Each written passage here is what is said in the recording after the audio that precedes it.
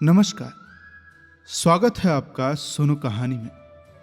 आप सुन रहे हैं जेन ऑस्टिन के द्वारा लिखित उपन्यास प्राइड एंड प्रेजुडिस का हिंदी रूपांतरण, और इसे आवाज दी है मृत्युंजय मिश्रा ने। कहानी के पिछले भाग में हमने सुना कि एलिजाबेथ को उसकी मामी की तरफ से चिट्ठी मिलती है, जिसमें उसकी मामी ने बताया कि मिस्टर डार्सी ने किस प्रकार उसकी छोटी बहन और उसकी फैमिली को एक बहुत बड़ी ह्यूमिलेशन से बचाया। साथ ही साथ हमने ये भी जाना कि मिस्टर बिंगले अब वापस नेदरफील्ड आ चुके हैं। इसी उपलक्ष्य में मिसेस बेनेट ने एक छोटी सी पार्टी अपने घर रखी थी, जहां मिस्टर डार्सी और एलिजाबेथ की मुलाकात एक और बार हुई। अब आगे भाग 21। कुछ दिन बाद मिस्टर बिंगले फिर से आए, इस बार अकेले।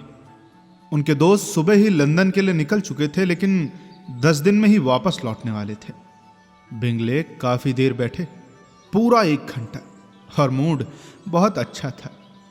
मिसेस बेनेट ने उन्हें डिनर पर इनवाइट किया, लेकिन उन्होंने अफसोस जताते हुए कहा कि वो पहले से कहीं और जाने का वादा कर चुके हैं। इस पर मिसेस बेनेट ने हंसते हुए कहा, अगली बार आइएगा तो उम्मीद है कि हम थोड़ा ज्यादा लकी होंगे। उन्होंने बड़े दिल से कहा कि उन्हें बहुत खुशी होगी दोबारा आने की, और अगर उन्हें इजाजत दी जाए तो जल्दी ही फिर मिलने आएंगे। मिसेस बेनेट ने पूछा, कल आ सकते हैं क्या आप? उन्होंने तुरंत हाँ कहा। कल का कोई प्रोग्राम नहीं था और उनका इनविटेशन एक्सेप्ट कर लिया। अगले दिन वो इतने टाइम से पहले आ गए कि घर की कोई भी लड़की अभी तैयार ही नहीं थी। मिसेस बेनेट तो अपने ड्रेसिंग गाउन में ही बेटियों के कमरे में दौड़ती आई, बाल अधूरे बनाए हुए, और चिल्लाने लगी, अरे मेरी प्यारी जेन, जल्दी नीचे आओ, वो आ गए हैं, मिस्टर बिंगले आ गए हैं, सच में। जल्दी आकर जरा मिस बेनेट की ड्रेस में मदद करो, लिजी के बालों में फिक्र मत करो। जेन ने जल्दी में कहा, ओहो मम्मा, हम जितनी जल्दी हो सके नीचे आ जाएंगे ना, लेकिन मुझे लगता है कि किटी हम दोनों से पहले ही तैयार होगी, क्योंकि वो आधे घंटे पहले ऊपर चली गई थी। मिसेस बेनेट ने चिढ़ कर कहा, उफ, किट्टी को छोड़ो, उससे क्या लेने देना। अरे जल्दी करो जल्दी, तुम्हारा सास कहाँ है मेरी जान। लेकिन मां के जाने के बाद जेन किसी बहन के बिना नीचे जाने को तैयार नहीं हुई। शाम को फिर से मिसेस बेनेट की वही टेंशन, भला कैसे उन्हें अकेले में मिलने दिया जाए। चाय के बाद मिस्टर बेनेट अपनी आदत के मुताबिक लाइब्रेरी में चले गए और मैरी अपने इंस्ट्रूमेंट के साथ ऊपर। 5 में से 2 रुकावटें हट चुकी थीं। अब मिसेस बेनेट ने एलिजाबेथ और कैथरीन को घूरना और आंख मारना शुरू कर दिया, देर तक, लेकिन कोई असर नहीं हुआ। एलिजाबेथ ने तो जानबूझकर अनदेखा कर दिया, और जब आखिर में किट्टी ने देख ही लिया तो मासूमियत से पूछ बैठी, क्या हुआ मम्मा, आप मुझे आंखें क्यों मार रही हो, मैं क्या करूं? मिसेस बेनेट झेंप गई, अरे नहीं बेटा, कुछ नहीं, मैंने तो कुछ नहीं किया। फिर भी वो 5 मिनट और बैठी, और जब उनसे नहीं रहा गया तो उठकर किट्टी से बोली, अच्छा इधर आओ मेरी जान, मुझे जरा तुमसे कुछ बात करनी है। जेन ने फिर तुरंत एलिजाबेथ की तरफ देखा। साफ था कि उसे इस पूरे ड्रामे से शर्मिंदगी हो रही थी, और वो चाहती थी कि लिज़ी भी इसमें साथ न थे। कुछ ही मिनट बाद मिसेस बेनेट ने दरवाजा थोड़ा सा खोलकर उसे आवाज दी, लिज़ी बेटा जरा इधर आओ, मुझे तुमसे भी कुछ कहना है। अब बेचारी एलिजाबेथ को मजबूरी में जाना ही पड़ा। जैसे ही वो हॉल में पहुंची, उसकी मां ने धीमे से कहा, अरे अब हम इन्हें अकेला छोड़ सकते हैं, है ना? किट्टी और मैं ऊपर ड्रेसिंग रूम में बैठने जा रहे हैं, तुम भी चलो। एलिजाबेथ ने कोई बहस नहीं की, बस चुपचाप वहीं हॉल में खड़ी रही जब तक मां और किट्टी ओझल नहीं हो गई। फिर वो वापस ड्राइंग रूम में चली गई। मिसेस बेनेट की सारी प्लानिंग उस दिन काम नहीं आई। बिंगले तो हर तरह से चार्मिंग थे, बस जेन को लेकर कोई खुली बात नहीं की। उनका मस्त और चेयरफुल नेचर पूरे इवनिंग को काफी अच्छा बना रहा। उन्होंने मिसेस बेनेट की बेमतलब दखलंदाजी और बेहुदी बातें बड़े सब्र और हंसते चेहरे के साथ झेली, जो जेन के लिए सबसे बड़ी राहत थी। उन्हें डिनर पर रुकने के लिए ज्यादा मनाना नहीं पड़ा, और जाते जाते उन्होंने मिसेस बेनेट और अपनी तरफ से अगली सुबह मिस्टर बेनेट के साथ शिकार पर जाने का प्लान भी फिक्स कर लिया। उस दिन के बाद जेन ने अपने इंडिफरेंस वाली बात दोबारा कभी नहीं की। बहनों के बीच बिंगले को लेकर एक भी शब्द नहीं बोला गया। लेकिन एलिजाबेथ एक पॉजिटिव फीलिंग के साथ सोने गई। कि अब सब कुछ जल्द ही मेरे ख्याल से तय हो जाएगा, जब तक मिस्टर डार्सी वक्त पर वापस न लौटे। लेकिन दिल में उसे यह पूरा मामला डार्सी की रजामंदी से ही हुआ लगता था। खैर, बिंगले अगले दिन टाइम पर अपने अपॉइंटमेंट पर आया। उन्होंने और मिस्टर बेनेट ने साथ में सुबह बिताई, जैसे पहले से तय था। मिस्टर बेनेट उम्मीद से ज्यादा अच्छे निकले। बिंगले में तो ऐसा कुछ नहीं था जो उन्हें चिढ़ा दे या बोर कर दे। कोई घमंड नहीं, कोई बेवकूफी नहीं। मिस्टर बेनेट को बिंगले पहले से कहीं ज्यादा बातूनी और नॉर्मल लगे। डिनर के लिए बिंगले फिर उनके साथ घर लौटे और फिर शाम को फिर से मिसेस बेनेट ने पूरा दिमाग लगा दिया कि कैसे सबको हटाकर जेन और बिंगले को अकेला छोड़ा जाए। एलिजाबेथ को भी एक चिट्ठी लिखनी थी, तो वो चाय के बाद ब्रेकफास्ट रूम में चली गई। वैसे भी सब लोग कार्ड्स खेलने में बिजी थे, तो उसे किसी की प्लानिंग में रुकावट बनने की जरूरत नहीं थी। लेकिन जब चिट्ठी खत्म कर वो वापस ड्राइंग रूम में आई, तो जो उसने देखा उससे वो खुद हैरान रह गई। शायद उसकी माँ इस बार ज्यादा चालाकी से काम कर चुकी थी।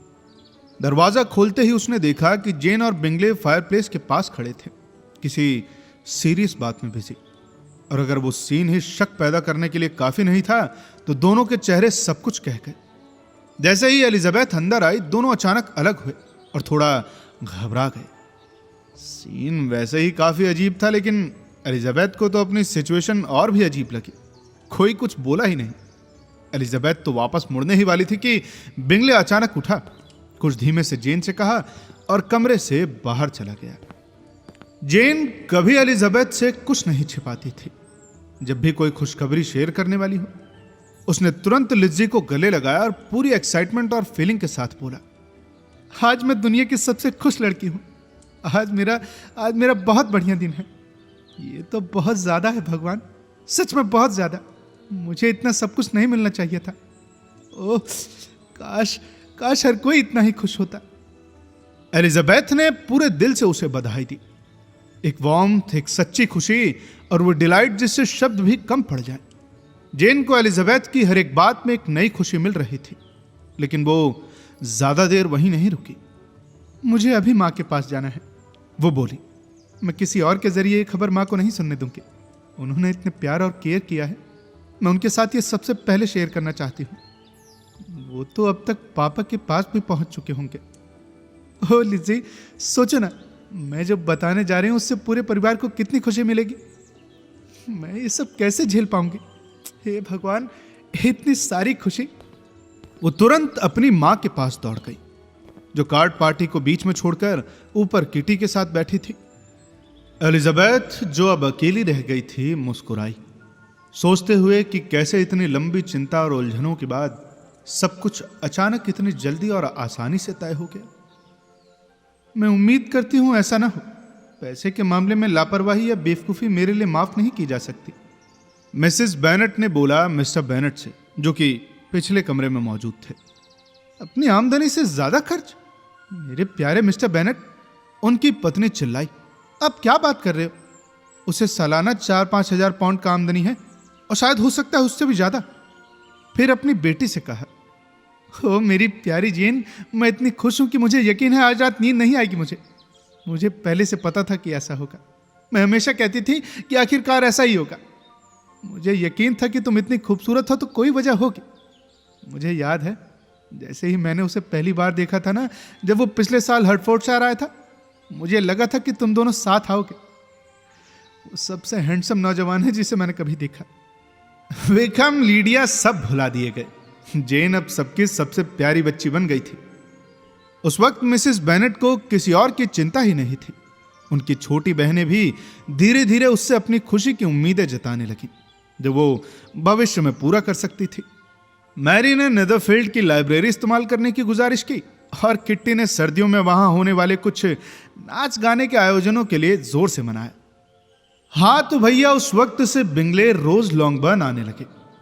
अक्सर नाश्ते के पहले और रात के खाने के बाद तक रुकते, जब तक कोई बुरे पड़ोसी ने उसे डिनर का निमंत्रण न दिया, जिसे उसने स्वीकार करना जरूरी समझा हो। वहीं एलिजाबेथ के पास अब अपनी बहन से बात करने के लिए बहुत कम समय था, क्योंकि जब बिंगले मौजूद होता तो जेन किसी और की तरफ ध्यान ही नहीं देती थी। लेकिन जब दोनों अलग होते तो एलिजाबेथ दोनों के लिए काफी मददगार साबित होती। जेन की गैर मौजूदगी में बिंगले एलिजाबेथ से बात करता कि जेन की बातें कर सके, और जब बिंगले जाता तो जेन भी एलिजाबेथ से वही राहत पाने की कोशिश करती। उसने मुझे कितना खुश कर दिया, जेन ने एक शाम कहा, जब उसने बताया कि उसे पता ही नहीं था कि मैं पिछले वसंत में शहर में थी। मैं तो कभी सोच भी नहीं सकती थी कि ऐसा, मगर मुझे शक था। एलिजाबेथ ने जवाब दिया, लेकिन उसने इसे कैसे समझाया? जरूर उसकी बहन की वजह से होगा। वो लोग मेरे साथ उसकी जान पहचान के लिए दोस्त नहीं थे। मुझे खैर अजीब नहीं लगता, क्योंकि वो कहीं बेहतर विकल्प चुन सकता था। लेकिन जब वो देखेंगे, जैसा मुझे उम्मीद है कि उनका भाई मेरे साथ खुश है, तो वो भी संतुष्ट हो जाएंगे और हम फिर अच्छे संबंध रख सकेंगे। खैर, ये मेरा ख्याल है। हालांकि हम फिर कभी वैसे नहीं रह सकते जैसा पहले थे। ये तो सबसे ज्यादा कड़वा बयान है, एलिजाबेथ ने कहा, जो मैंने तुमसे सुना है। अच्छी लड़की, मुझे सच में बुरा लगेगा अगर मैं तुम्हें फिर से मिस बिंगले की नकली मोहब्बत का शिकार देखूं। अच्छा, ये सब छोड़ो। क्या तुम मानोगे लिज्जी कि जब वो पिछले नवंबर में शहर गया था तो सचमुच में मुझसे प्यार करता था, और केवल इस बात पर विश्वास करने की वजह से कि मैं उसकी तरफ उदासीन हूं, उसने वापस आने से मना कर दिया। हाँ, उसने थोड़ी गलती की, लेकिन उसकी शालीनता की ही बात है, एलिजाबेथ ने कहा। यह बात जेन की उस तारीफ में बदल गई जिसमें उसने उसके संकोच और अपनी खूबियों को कम आंकने की बात कही। एलिजाबेथ को खुशी हुई ये जानकर कि उसने अपने दोस्त की दखलंदाजी को नहीं जाहिर किया, क्योंकि भले ही जेन दिल से बहुत दयालु और माफ करने वाली हो, वो जानती थी कि यह बात उसके मन में उसके खिलाफ झुकाव ला सकती थी। मैं वाकई सबसे खुशकिस्मत इंसान हूं, जेन ने कहा। ओह लिज़ी, मैं क्यों अपने परिवार से अलग हूं और उनसे ज्यादा खुश हूं? काश तुम भी इतनी खुश होती। काश तुम्हारे लिए भी कोई ऐसा होता। अरे, अगर तुम मुझे 40 ऐसे लड़के भी दे दो तो मैं तुम्हारी तरह खुश नहीं हो सकती, जब तक मेरी सोच, मेरी अच्छाई तुम्हारी जैसी नहीं होती। मैं तुम्हारी खुशी कभी नहीं पा सकती जेन। मुझे अपनी राह खुद चलनी होगी, और शायद अगर मेरी किस्मत अच्छी रही तो वक्त आने पर मुझे दूसरा मिस्टर कॉलिंस भी मिल सकता है। लॉन्गबॉर्न परिवार की हालत बहुत देर तक छुपी नहीं रह सकती थी। मिसेस बेनेट को मौका मिला कि वो मिसेस फिलिप्स को फुसफुसा सके, और उसके बिना किसी अनुमति के ये खबर अपने पूरे मेरिटन के पड़ोसियों तक पहुंचा दी। बेनेट परिवार जल्दी ही दुनिया का सबसे खुशकिस्मत परिवार कहे जाने लगा, जबकि कुछ हफ्ते पहले जब लीडिया भागी थी, वो लोग बदकिस्मती के सिवा कुछ भी नहीं थे। एक सुबह की बात है जब बिंगले और जेन की सगाई को करीब हफ्ता हो चुका था। बिंगले और घर की औरतें ड्राइंग रूम में बैठे थे कि अचानक एक बग्घी की आवाज ने सबका ध्यान खिड़की की ओर खींचा। उन्होंने देखा कि चेज एंड 4 लॉन में दाखिल हो रही थी। सुबह का वक्त था, आमतौर पर कोई मिलने नहीं आता, और ऊपर से न घोड़े पहचाने जा रहे थे, न बग्घी, और न ही नौकर की वर्दी किसी जान पहचान वाली लग रही थी। ये तो तय था कि कोई आ रहा है। तो बिंगले ने झट से मिस बेनेट को उस अजीब से इंट्रूजन से बचाने के लिए पत्तों की झाड़ियों की ओर घूमने के बहाने ले जाने का ऑफर दिया, और वो दोनों निकल गए। बाकी तीनों लोग अपने अपने शक जाहिर करते रहे, लेकिन ठीक से किसी को कुछ समझ नहीं आया जब तक कि दरवाजा नहीं खुला और उनकी विजिटर अंदर नहीं आ गई। लेडी कैथरीन डिबर्ग थी। सब लोग एक्सपेक्ट कर रहे थे कि उन्हें सरप्राइज दिखाना है, लेकिन सच में जो हैरानी हुई वो उनकी सोच से भी ज्यादा थी, खासकर मिसेस बेनेट और किट्टी के लिए, जबकि उन्हें लेडी कैथरीन का कुछ भी आइडिया नहीं था। एलिजाबेथ के मुकाबले भी कम शॉकिंग लगा उन्हें। हालांकि लेडी कैथरीन के बारे में कहा जाए तो वो कमरे में कुछ ज्यादा ही रूखे अंदाज में दाखिल हुई। एलिजाबेथ की नमस्ते का जवाब सिर्फ सिर झुका के दिया और बिना कुछ बोले ही वहां बैठ गई। एलिजाबेथ ने उनकी एंट्री पर अपनी मां को उनका नाम बताया था, लेकिन लेडी कैथरीन ने खुद इसकी इंट्रोडक्शन की मांग नहीं की। मिसेस बेनेट पूरी तरह दंग थी, लेकिन ऐसी हाई क्लास गेस्ट को देखकर फ्लैटर भी हो रही थी, इसलिए बहुत ही तमीज से उनका स्वागत किया। कुछ सेकंड चुप्पी के बाद उन्होंने बड़े सख्त लहजे में एलिजाबेथ से कहा, उम्मीद है तुम ठीक हो मिस बेनेट, ये महिला शायद तुम्हारी मां है। एलिजाबेथ ने बड़े सीधे ढंग से जवाब दिया, जी हाँ मैम। और ये शायद तुम्हारी बहन होगी क्या? तभी मिसेस बेनेट खुशी खुशी बोल पड़ी, जी हाँ मैडम, ये मेरी दूसरी सबसे छोटी बेटी है। मेरी सबसे छोटी बेटी की अभी हाल में ही शादी हुई है और सबसे बड़ी तो शायद अभी लॉन में घूम रही है, एक ऐसे लड़के के साथ जो लगता है जल्दी हमारा दामाद बनने वाला है। लेडी कैथरीन ने उन्हें थोड़ी हिकारत भरी नजर से देखा और थोड़ी देर चुप रहकर कहा, तुम्हारा पार्क बहुत छोटा है मिस बेनेट। मिसेस बेनेट ने जवाब दिया, रोजिंग्स के मुकाबले तो कुछ नहीं है मैडम, लेकिन सर विलियम लुकास के पार्क से तो बहुत बड़ा है। फिर लेडी कैथरीन ने ड्राइंग रूम को देखकर बोला, ये कमरा गर्मियों में बैठने के लिए बहुत ही बेकार होगा, खिड़कियां सीधे पश्चिम की ओर हैं। मिसेस बेनेट ने फौरन सफाई दी, जी मैडम, हम यहां कभी डिनर के बाद नहीं बैठते। फिर हिम्मत करके पूछा, क्या मैं आपसे पूछ सकती हूं कि मिस्टर और मिसेस कॉलिंस कैसे हैं? लेडी कैथरीन बोली, ठीक है, बिल्कुल ठीक, मैं 2 रात पहले ही उनसे मिली थी। एलिजाबेथ को उम्मीद थी कि शायद शार्लेट का कोई लेटर लेकर आई है, यही एक मुमकिन वजह लग रही थी उनकी विजिट की, लेकिन ऐसा कुछ नहीं हुआ और एलिजाबेथ और भी ज्यादा कंफ्यूज हो गई।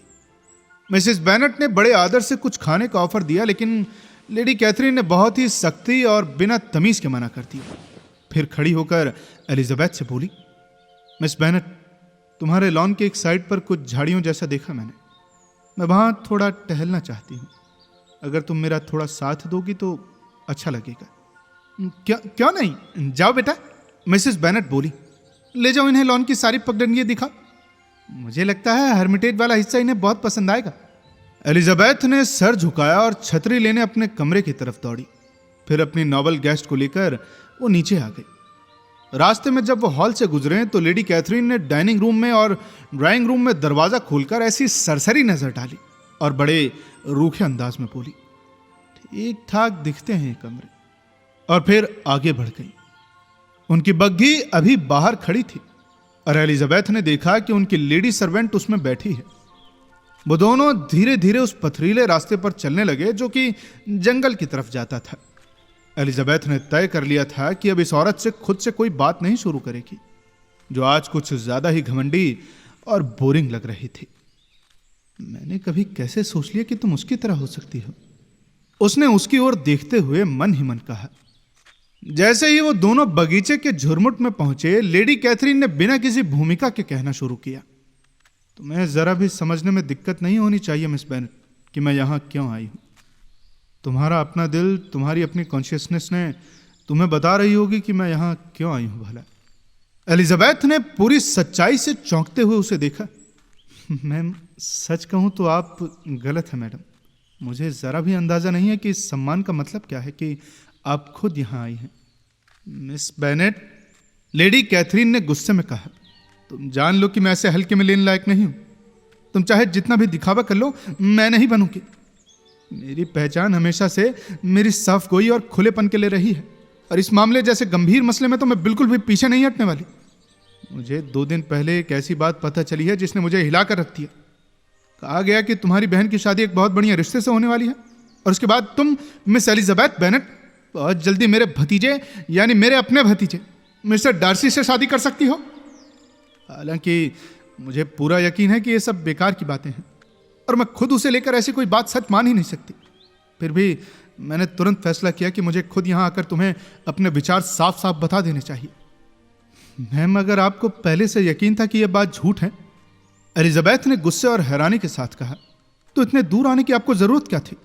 आपने क्या सोचकर इतना सफर किया इस अफवाह को पूरी तरह से नकारने के लिए पब्लिकली? आपका यहां लॉन्गबॉर्न आकर मुझसे और मेरे परिवार से मिलना तो उस अफवाह को और मजबूत ही करेगा। अगर सच में ऐसी कोई बात फैल रही है, अगर तो तुम ये दिखावा कर रही हो कि तुम्हें इसके बारे में कुछ भी पता नहीं। क्या ये बात तुम्हारे घर से नहीं फैलाई गई? तुम्हें पता नहीं है कि ऐसी बात बाहर घूम रही है? मैंने तो कभी नहीं सुना कि ऐसा कुछ कहा जा रहा है। तो क्या तुम ये भी कह सकती हो कि इसमें कोई सच्चाई नहीं?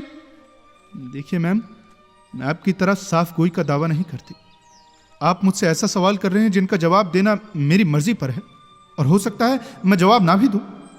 ये तो बिल्कुल बर्दाश्त नहीं किया जा सकता मिस बेनेट। मैं जोर देकर पूछती हूं, क्या मेरे भतीजे ने तुमसे शादी की बात की है? जब आपने खुद ही कहा कि यह नामुमकिन है, तो फिर यह बात क्यों? वो बात नामुमकिन होनी भी चाहिए, वो होनी ही चाहिए जब तक उसके पास दिमाग की समझ बची है। लेकिन हो सकता है कि तुम्हारी चालाकियां और तुम्हारे आकर्षण उसे बहका गए हो सकता है कि वो भूल गया हो कि उसे खुद से और अपने परिवार से क्या जिम्मेदारी है। हो सकता है तुमने उसे अपने जाल में फंसा लिया हो। अगर ऐसा हुआ है मैम, तो ये बात मैं सबसे आखिरी इंसान होंगी जो इसे कबूल करेगी। मिस बेनेट, क्या तुम्हें पता है मैं कौन हूं? मैं इस तरह की बातों की आदी नहीं हूं। मैं उसके बहुत ही करीबी रिश्तेदार में हूं और मुझे उसकी जिंदगी से जुड़े अहम बातों को जानने का हक है। लेकिन आपको मेरी जिंदगी के बारे में जानने का कोई हक नहीं है, और आपका ऐसा व्यवहार तो मुझे और भी ज्यादा चुप रहने पर मजबूर करता है। मिस बेनेट, साफ साफ बात सुन लो। ये रिश्ता जिसकी तुमने इतनी हिम्मत की है सोचने की, कभी नहीं हो सकता, कभी नहीं। मिस्टर डार्सी की सगाई मेरी बेटी से हो चुकी है, तुम्हें पता है? अब बोलो, अब तुम्हारे पास कहने को क्या है? अगर उनकी सगाई हो चुकी है तो फिर आपके पास ये मानने की कोई वजह ही नहीं है कि वो मुझे शादी के लिए प्रपोज करेंगे। लेडी कैथरीन एक पल को चुप हो गई। बचपन से ही उनकी सगाई तय मानी गई थी। उनके पालने के दिनों में ही हमने ये रिश्ता प्लान कर लिया था। ये उसकी माँ और मेरी भी सबसे बड़ी ख्वाहिश थी। और अब जब दोनों बहनों की शादी हो जाने का सपना पूरा होने वाला है, तब तुम जैसी एक ऐसी लड़की जिसके पास ना सही स्टेट्स हैं, ना कोई फैमिली कनेक्शन, ना कोई इंपॉर्टेंस, वो बीच में आकर सब बर्बाद कर दे। क्या तुम्हें उसके फ्रेंड्स की विशेष की कोई कदर नहीं? क्या तुमने वो एंगेजमेंट नहीं सुनी जो मिस डिबर्ग और उनके बीच हमेशा से मानी जाती रही है? तुम्हें प्रॉपर्टी और डिसेंसी जैसी कोई फीलिंग नहीं है क्या? क्या तुमने मुझसे नहीं सुना कि बचपन से ही वो अपनी कजिन के लिए तय थे? हाँ मैम, सुना है और पहले भी सुना है, लेकिन उसका मुझसे क्या लेना देना? अगर यही एक वजह है मेरी और मिस्टर डार्सी की शादी न होने की, तो मैं साफ कह दूं कि ये वजह मुझे रोक नहीं सकती। आप लोगों ने प्लान तो किया है, लेकिन उसकी मर्जी और पसंद का क्या? अगर वो अपने कजिन से शादी नहीं करना चाहता तो किसी और को क्यों नहीं चुन सकता? और अगर वो मुझे चुनता है तो भला मैं क्यों मना करूं? क्योंकि ऑनर, डेकोरम, प्रूडेंस और हाँ, इंटरेस्ट, ये सब मना करते हैं। मिस बेनेट, अगर तुम उनके फ्रेंड्स और फैमिली के खिलाफ जाकर शादी करती हो तो तुमसे कोई रिश्ता नहीं रखेगा। तुम्हें नजरअंदाज किया जाएगा, तुम्हारा मजाक उड़ेगा, तुम्हारी पहचान उसके साथ एक तरह की बदनामी होगी, तुम्हारा नाम हम में से कोई नहीं लेगा। ये सब तो बहुत बड़ी मुसीबतें हैं, एलिजाबेथ ने कहा। लेकिन मिस्टर डार्सी की वाइफ होने के साथ जो खुशी मिलती है वो इतनी बड़ी होगी कि बाकी सब कुछ बेमायने हो जाएंगे। जिद्दी लड़की, तुम्हें तो शर्म आनी चाहिए। अरे ये है तुम्हारा थैंक यू मेरे उस स्पेशल बिहेवियर के लिए जो मैंने तुम्हारे साथ पिछले स्प्रिंग्स में किया था। मैम, आप बैठिए जरा। आप शायद ठीक से समझ नहीं रही हैं। आप यहां किसी तय मकसद से आई हैं और आप उसे छोड़ने को तैयार नहीं हैं क्या? लेकिन मैं भी अपनी सोच से पीछे नहीं हटने वाली। देखो मिस बेनेट, मैं इंटरप्ट नहीं करना चाहती। सुनो मुझे, मेरी बेटी और मेरे भांजे का रिश्ता एकदम परफेक्ट है। वो एक ही रॉयल ब्लड लाइन से हैं, उनकी प्रॉपर्टी बराबर है और उनकी फैमिली ने भी उन्हें एक दूसरे के लिए चुना है। और उनके बीच आने वाली हो तुम, एक ऐसी लड़की जिसके पास न कोई बैकग्राउंड है, न कनेक्शन, न फॉर्च्यून। अगर तुम समझदार होती तो कभी अपने स्टेट से बाहर जाने की सोचती भी नहीं। मिस्टर डार्सी से शादी करने में मैं अपने स्टेटस से बाहर नहीं जा रही। मैम, वो एक जेंटलमैन है और मैं भी एक जेंटलमैन की बेटी हूं। इस मामले में हम बराबर हैं। ठीक है, लेकिन तुम्हारी माँ कौन है, तुम्हारे चाचा ताऊ कौन है, उसकी सिचुएशन से मैं अनजान नहीं हूं। जो भी हो, अगर मिस्टर डार्सी को उनसे कोई प्रॉब्लम नहीं तो फिर आपको भी नहीं होनी चाहिए। तुमसे तो बात करना बेकार है। मुझे सीधा सीधा बताओ, क्या तुम उससे सगाई कर चुकी हो या नहीं? एलिजाबेथ एक पल के लिए चुप रही, फिर बोली, जी अभी तक तो नहीं। तो फिर वादा करो कि तुम कभी नहीं करोगे। मैं ऐसा कोई वादा नहीं करने वाली। ये पागल लड़की, मैं तो बहुत हैरान हूं। मैंने तुमसे ज्यादा समझदारी की उम्मीद की थी। लेकिन तुम मुझे गलत मत समझना।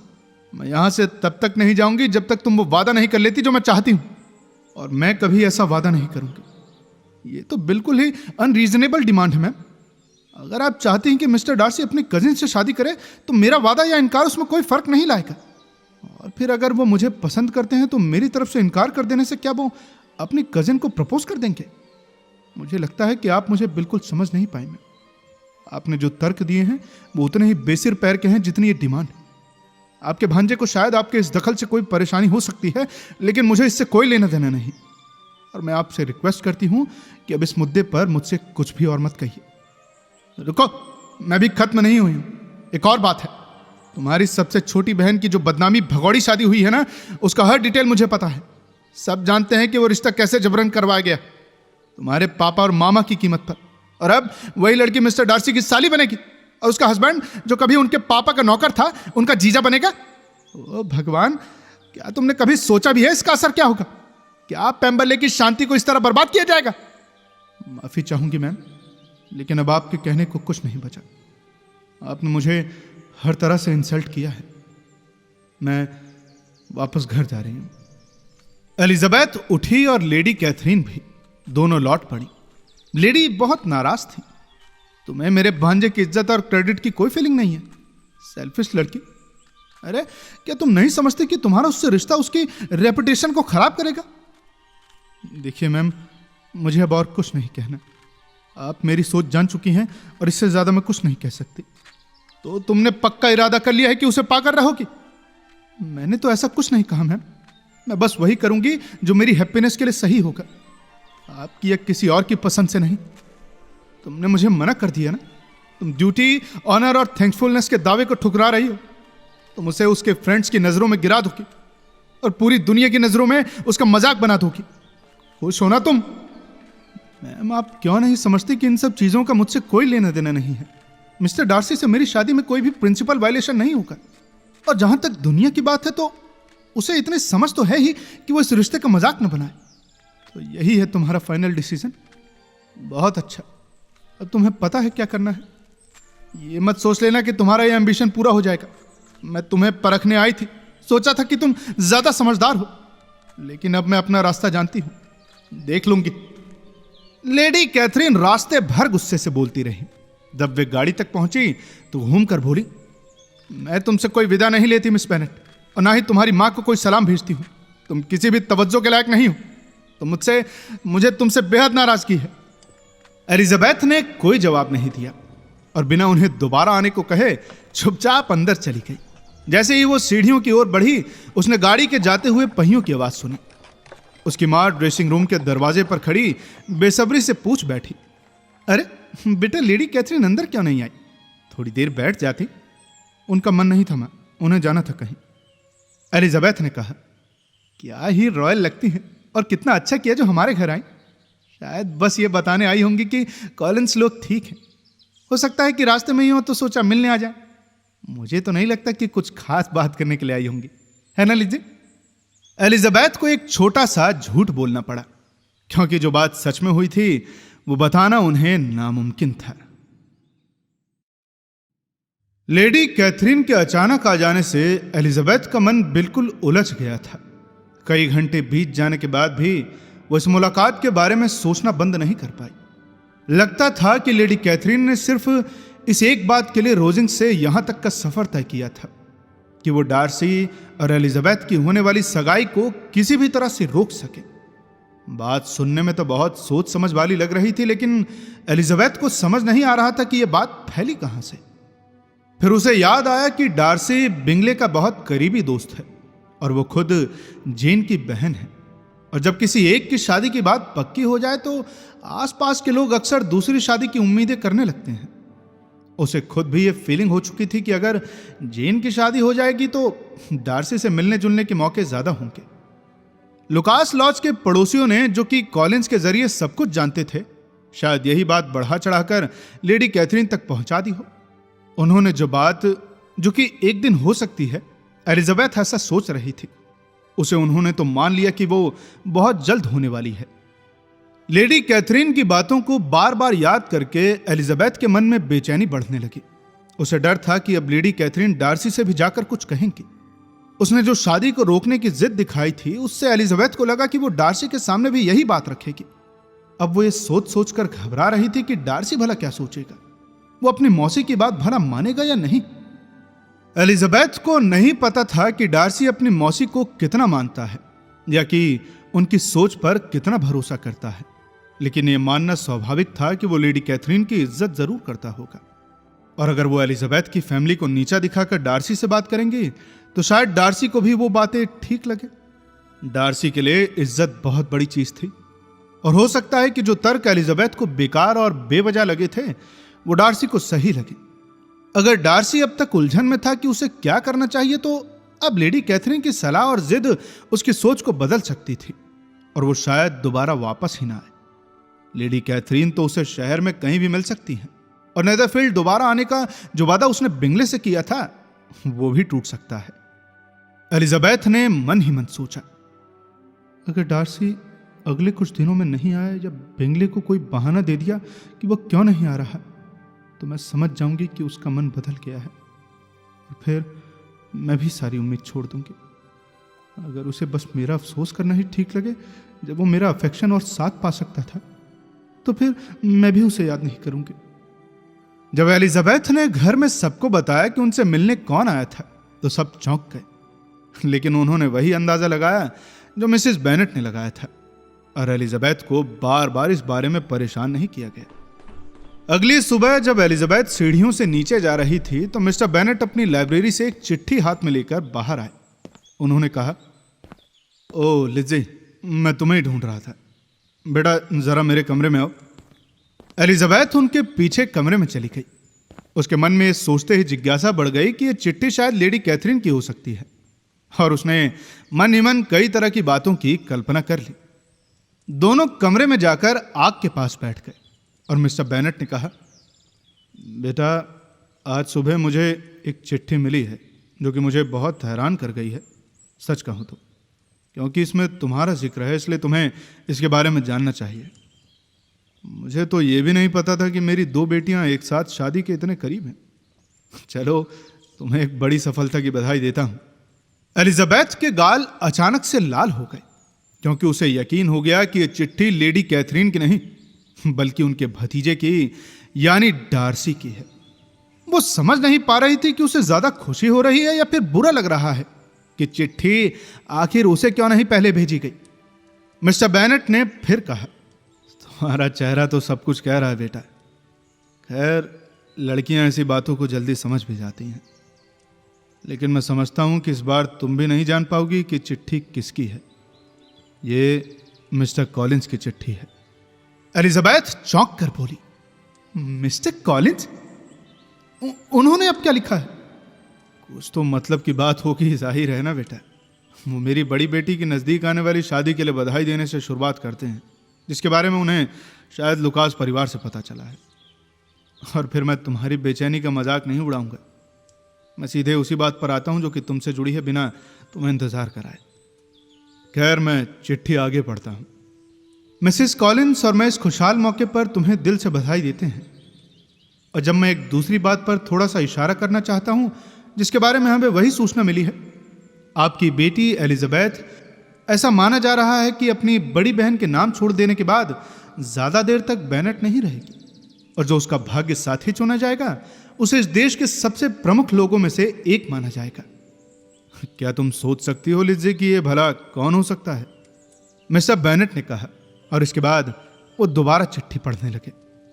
ये युवा सज्जन एक खास तरह से धन संपदा, ऊंचे कुल और बड़े कनेक्शन से धन्य है। फिर भी इन सब खूबियों के बावजूद मैं अपनी कजिन एलिजाबेथ और तुम्हें सावधान करना चाहता हूं कि इस सज्जन के प्रस्ताव को जल्दी जल्दी स्वीकार करने से तुम किस तरह के नुकसान झेल सकती हो। क्या तुम्हें अंदाजा है लिज़ी कि ये सज्जन कौन है? अब तो साफ हो गया होगा बेटा। खैर मैं चिट्ठी आगे पढ़ता हूं।